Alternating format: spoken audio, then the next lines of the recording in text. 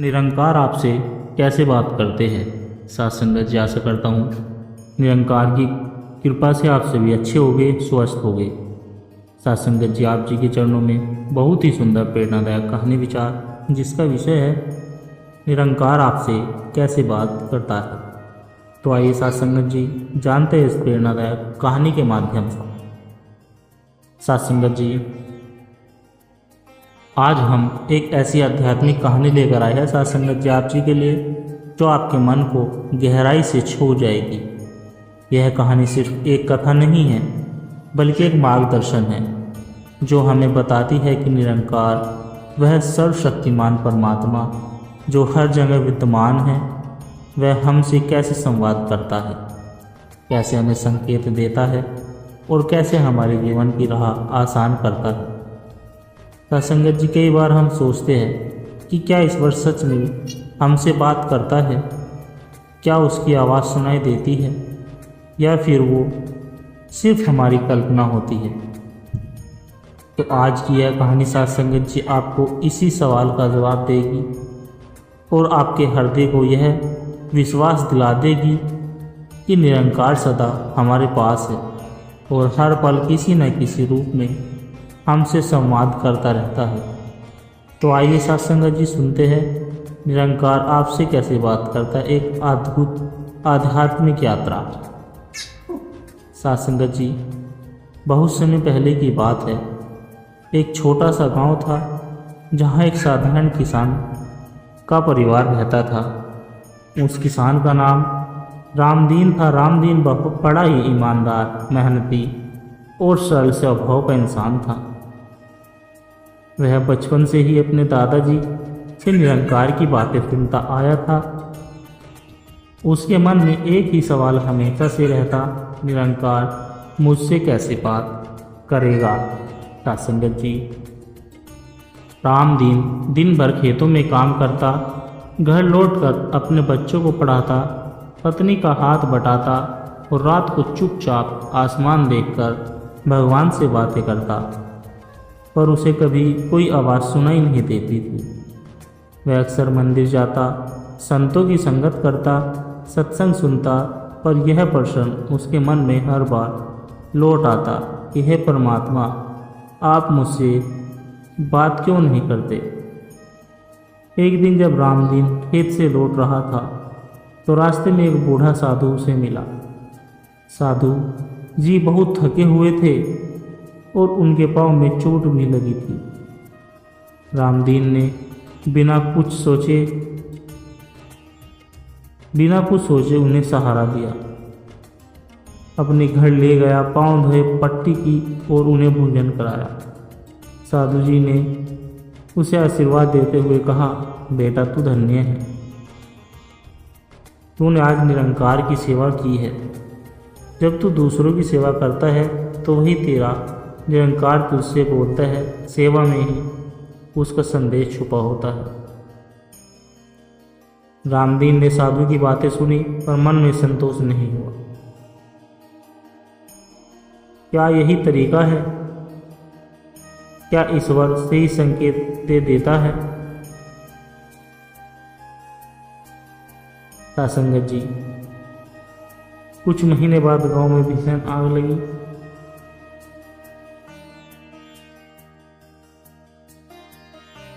सूखा पड़ गया, खेत सूख गए, कुएं खाली हो गए, लोग निराश हो गए।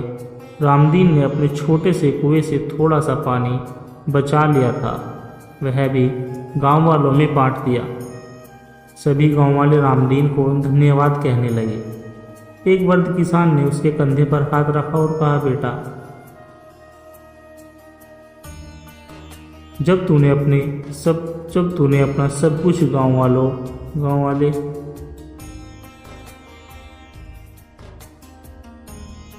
के लिए न्योछावर कर दिया, तभी निरंकार ने तुझे कहा कि तू अकेला नहीं, तेरी सहायता वही करेगा। रामदीन ने हंसते हुए कहा, पर बाबा, मैंने तो उसकी आवाज़ नहीं सुनी। वृद्ध किसान बोला, जो तेरा मन बोला कि बांट दे, वो किसने कहा? वही तो निरंकार की आवाज़ थी।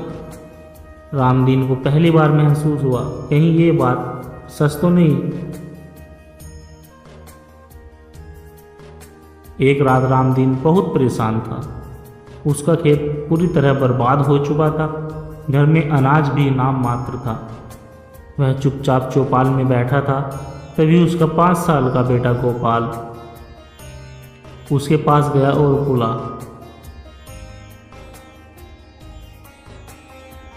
बाबा चिंता मत करो, गुरुजी कहते हैं कि निरंकार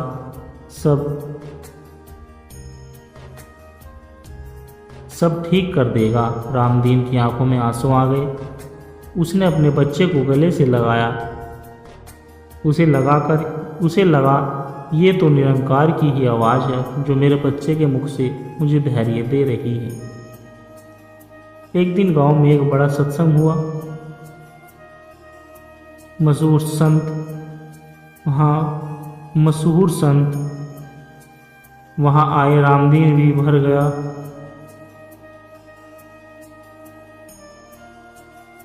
रामदीन, जब तू सेवा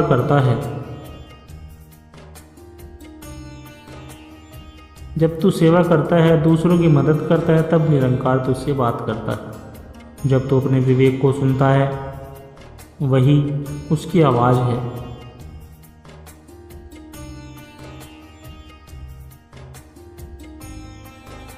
जब तू अपने विवेक की सुनता है, वही उसकी आवाज़ है। जब तुझे कोई सही राह पर चलने की प्रेरणा मिलती है, वही उसका संकेत है। जब तू अपने भीतर की आवाज़ सुनता है, वही निरंकार है।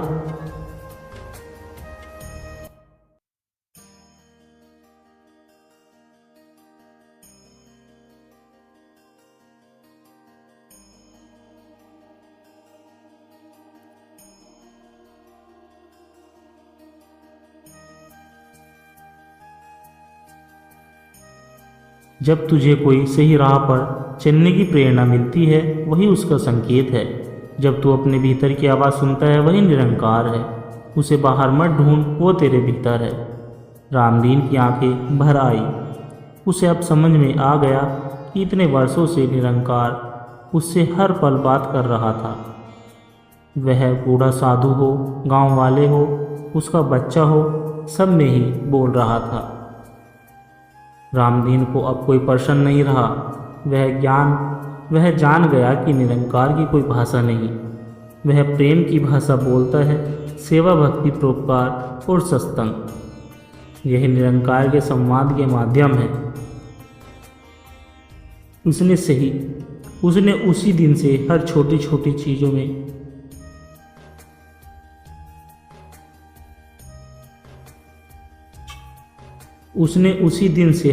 छोटी चीज़ों में ईश्वर की आवाज़ सुननी शुरू कर दी। पंछियों की चहचहाहट में, हवा की सरसराहट में, अपने खेतों की हरियाली में और सबसे बढ़कर अपने अंतरात्मा की आवाज़ में। साथ संगत जी, इस कहानी से हमें यही सीख मिलती है कि परमात्मा कहीं बाहर नहीं, हमारे मन में ही है। वह हर क्षण हमसे बात करता है, पर हमें उसकी आवाज़ को सुनने की आदत डालनी होती है। इसके लिए सच्ची सेवा, सच्ची श्रद्धा और सत्संग की ज़रूरत होती है। साथ संगत जी,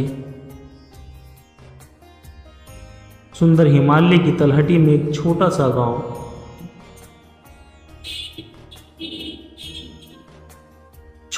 गांव बसा था। उस गांव का नाम शांतिपुर था। यह गांव जितना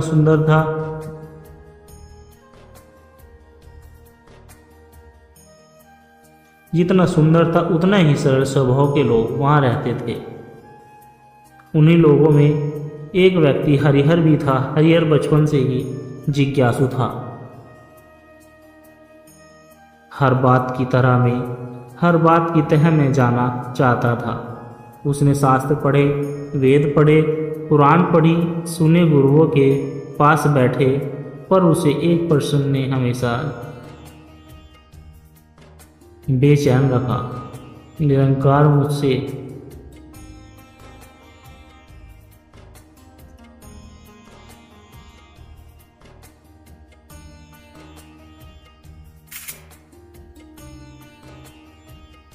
मतलब ज़्यादा कुछ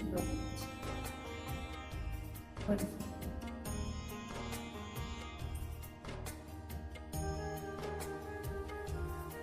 जो भी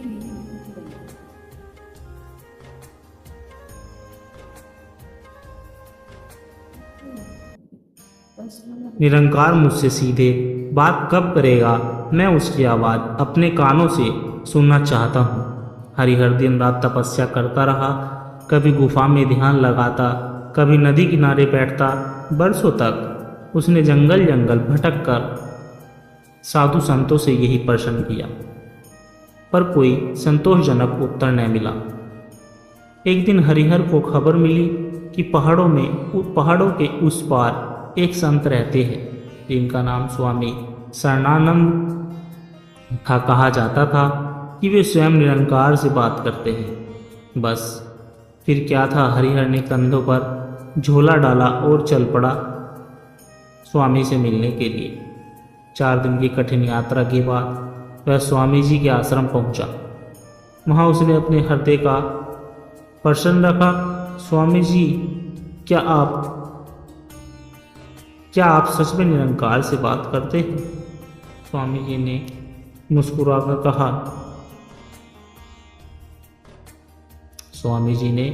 मुस्कुराकर कहा, हाँ बेटा, लेकिन उससे पहले एक काम करना पड़ेगा।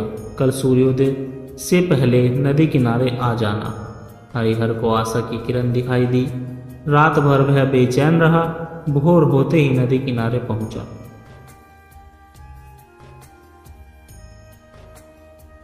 हरिहर ने ध्यान लगाया। लहरों की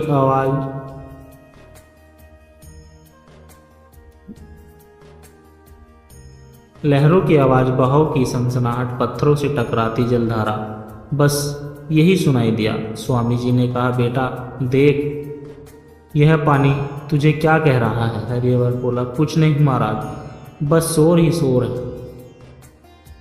स्वामी जी ने मुस्कुराकर कहा, जब तक तू इस शोर को समझेगा यह शोर ही रहेगा, लेकिन जब तू शांत होगा, तेरी आत्मा शांत होगी, तभी तुझे इसी बहाव में निरंकार की वाणी सुनाई देगी।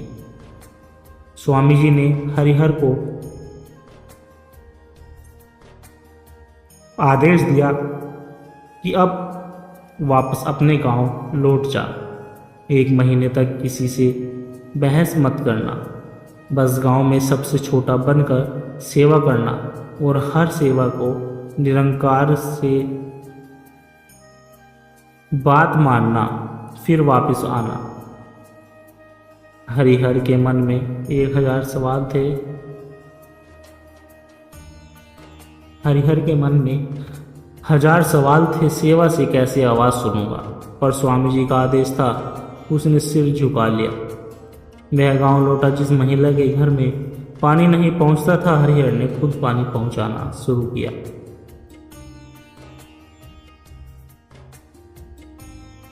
गांव के मंदिर की सफाई, कुएं की मरम्मत, खेत में बूढ़ों की मदद।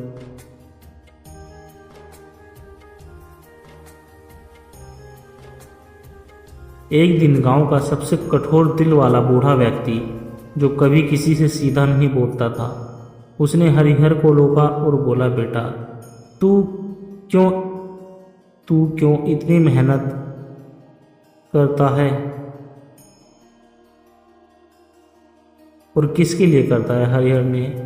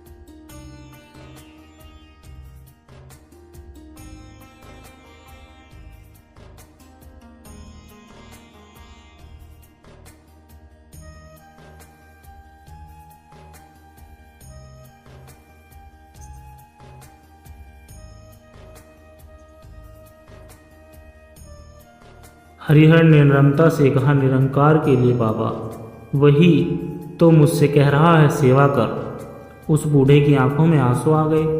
तो क्या तू सचमुच भगवान की आवाज़ सुनता है? हरिहर कुछ क्षण चुप रहा, फिर उसे भीतर से उत्तर मिला, हाँ, अब सुनता हूँ। जब कोई मदद के लिए पुकारता है वही मेरे प्रभु की आवाज़ है। इन्हीं दिनों गांव में अचानक महामारी फैल गई। लोग डर के मारे बीमारों से दूर भागने लगे। हरिहर अकेला ही बीमारों के घर गया, दवाइयाँ दी, खाना पकाया, बच्चों को संभाला। एक रात वह थक कर मंदिर की सीढ़ियों पर बैठा ही था कि किसी ने धीरे से उसके कंधे पर हाथ रखा। उसने पलट कर देखा, कोई नहीं था, पर किसी ने मन में कहा, थक मत बेटा, मैं हूँ तेरे साथ। उस क्षण पहली बार हरिहर को स्पष्ट अनुभव हुआ, बिना शब्दों के, बिना आवाज के, लेकिन इतना गहरा कि दिल कांप जाए। उसे लगा कोई अदृश्य शक्ति उसे हिम्मत दे रही। सत्संग जी 1 महीना बीत गया। हरिहर फिर से स्वामी जी के पास गया। अब वह पहले से बहुत बदल चुका था। उसके चेहरे पर तेज था, आंखों में आत्मविश्वास था। स्वामी जी ने पूछा, अब बता निरंकार तुझसे बात करता है नहीं? हरिहर की आंखें भर आई और बोला, महाराज, अब हर आवाज में वही सुनाई देता है।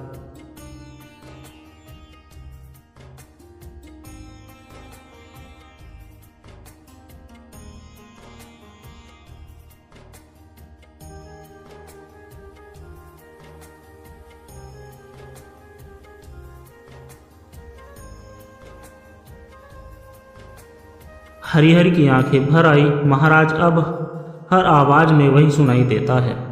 जब गांव का कोई बीमार मुझे पुकारता है, जब कोई भूखा आवाज देता है, जब कोई दुखी मेरी तरफ देखता है, सब निरंकार की ही पुकार है।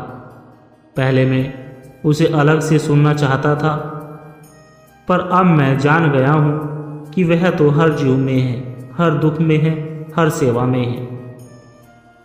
स्वामी जी ने कहा, बेटा, यही सच है। निरंकार शब्दों से नहीं बोलता, वह तुझे मन की प्रेरणा से बोलता है, किसी की पुकार में बोलता है और तेरे विवेक में बोलता है।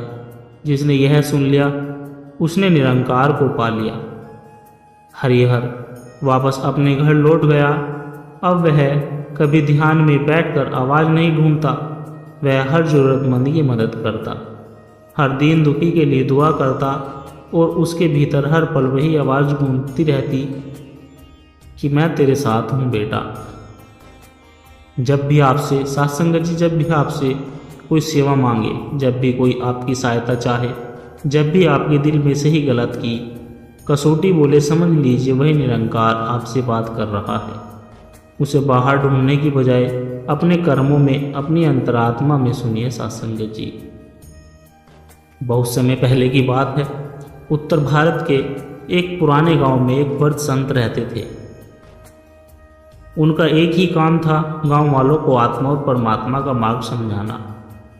दूर दूर से लोग उनके पास प्रश्न लेकर आते, लेकिन ऋषि हमेशा कह देते, उत्तर तुम्हारे भीतर है, ध्यान से सुनो। गांव में एक युवा लड़का रहता था जिसका नाम निर्मल था। बचपन से ही वह ऋषि के पास आता जाता रहता था। उसके माता पिता बचपन में ही चल बसे थे। उसका पालन गांव वालों ने किया। निर्मल के मन में बचपन से ही एक सवाल था, क्या आत्मा कहाँ रहती है? जब मैं मरूंगा तो क्या होगा? क्या भगवान सच में कहीं बाहर रहता है? एक दिन उसने ऋषि से सीधे ही पूछ लिया कि गुरुदेव, मेरी आत्मा कहाँ है और परमात्मा कहाँ है? ऋषि ने मुस्कुराकर कहा, बेटा, उत्तर बहुत सरल है, लेकिन समझने में उम्र लगती है। अगर तैयार है तो आज से शुरू कर 3 परीक्षाएं दूंगा। पास होगा तो उत्तर खुद सामने आ जाएगा। निर्मल ने प्रण लिया, जो भी होगा करूँगा। ऋषि ने उसे 7 दिन तक जंगल के बीच एक कुटिया में रखा। नियमित समय था, कोई बात नहीं करेगा, कोई किताब नहीं पढ़ेगा, बस मौन साधना करेगा। शुरुआत में निर्मल के मन में ख्यालों का तूफान उठता रहा। कभी भूख, कभी घर की याद, कभी कोई पुरानी घटना। लेकिन धीरे धीरे उसे महसूस हुआ विचार रुकते नहीं, मगर वे मैं नहीं हूँ। एक नई शांति उसके भीतर पनपी। 7 दिन बाद ऋषि आए और बोले, क्या सीखा? निर्मल ने सिर झुकाकर कहा, गुरुदेव, अब समझ में आया, मैं ये विचार नहीं हूँ, मैं तो बस देखने वाला हूँ, शायद वही आत्मा हूँ। ऋषि ने मुस्कुराकर सिर हिलाया, ठीक है, पर अभी सफर बाकी है।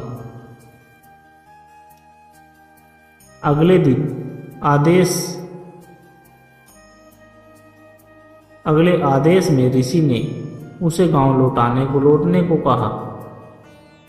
उसे गांव के सभी गरीबों और रोगी लोगों की सेवा करनी थी, बिना कोई अपेक्षा रखे।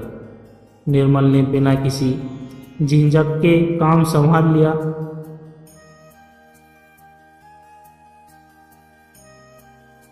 कभी कुछ रोगियों के घाव धोना, कभी अनाथ बच्चों को खाना खिलाना, सब करता गया। धीरे धीरे गांव वाले दंग हो गए।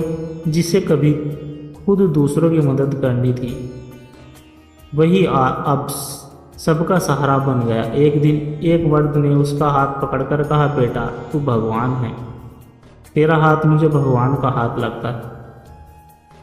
निर्मल की आंखें नम हो गई। उसी क्षण उसे महसूस हुआ कि जिन हाथों से मैं सेवा कर रहा हूं, वही परमात्मा के हाथ है। सेवा करने वाला भी मैं नहीं, वही है। अब अंतिम परीक्षा थी। सत्संगत जी ऋषि ने उसे अपनी सारी कमाई, वस्त्र और जरूरत की चीजें लेकर गांव के मंदिर में रख देने को कहा। निर्मल ने एक ही क्षण सोचा, फिर मेरा क्या होगा?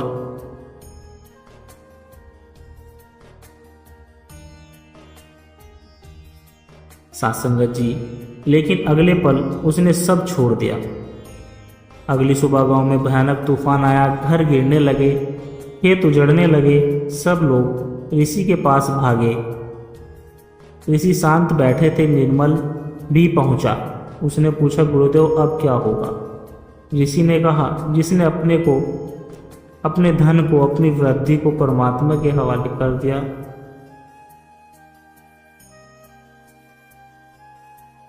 क्योंकि जो था ही नहीं, वो जाएगा क्या? निर्मल ने आंसू भरी आंखों से पहली बार भीतर से सुना, तू ही मैं हूं, मैं ही तू है। भीतर से एक अदृश्य शक्ति ने कहा, डर मत, मैं तेरे साथ हूं। तूफान थम गया। खेत फिर से हरे हुए। गांव वालों ने देखा, निर्मला पहले जैसा नहीं रहा।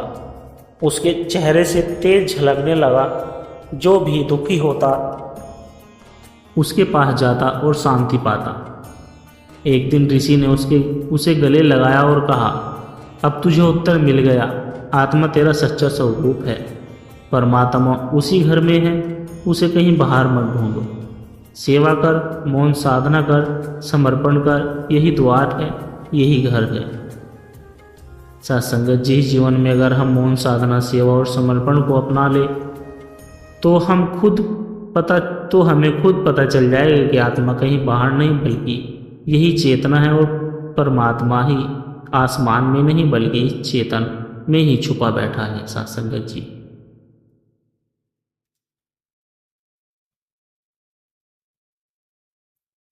सत्संगत जी, अगर आपको यह कहानी अच्छी लगी हो तो वीडियो को लाइक करें, चैनल को सब्सक्राइब करें और कमेंट में ज़रूर बताइए कि आपको अगली कहानी किस विषय पर सुननी है या किस विषय पर सुनना चाहोगे। सत्संगत जी, प्यार से कहना, धन निरंकार जी।